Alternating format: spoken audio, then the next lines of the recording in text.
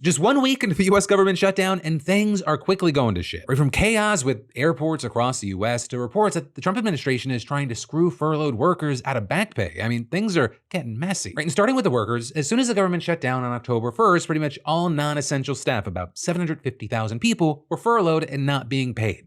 Kind of. And I say kind of, because normally they're entitled to back pay for that time off. But even with that, it's rare for a government shutdown to extend past a payday, because even missing one paycheck in the short term, it can be catastrophic for most Americans. Just then, well, it was pretty damn shocking to find that the Trump administration is considering not even giving back pay to furloughed workers. And you had that coming from a memo seen by Axios, and it's believed that by putting the possibility of no back pay on the table, that the Trump administration is hoping to force Senate Democrats into a deal. But I will say there's also an even bigger wrinkle to all this, and that is that the plan, it flies in the face of how US law is currently understood. Right? I mean, back in 2019, Trump signed a law that was generally understood to guarantee back pay. But now you've got officials in the Office of Management and Budget shifting their stance. Right? With one senior White House official, for example, speaking to Axios and saying, does this law cover all these furloughed employees automatically? The conventional wisdom is yes, it does. Our view is no, it doesn't. Right? And what they're calling this new interpretation of the law by the Office of Management and Budget, it not only contradicts nearly 6 years of precedent and understanding, but also recent memos from other Trump agencies. Just this month, the Council of Economic Advisors released a guide about the shutdown, and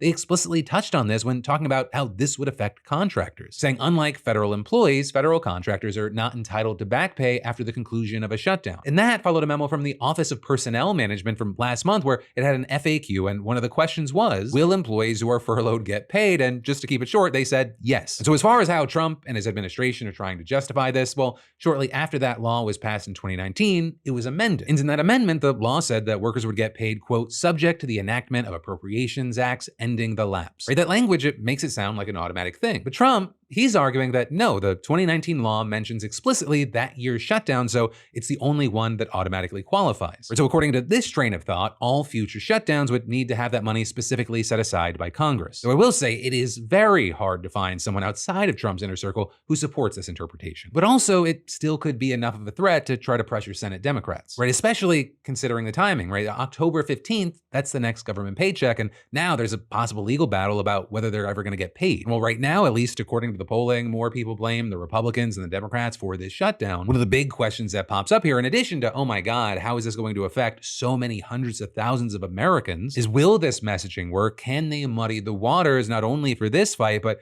maybe even the upcoming midterm?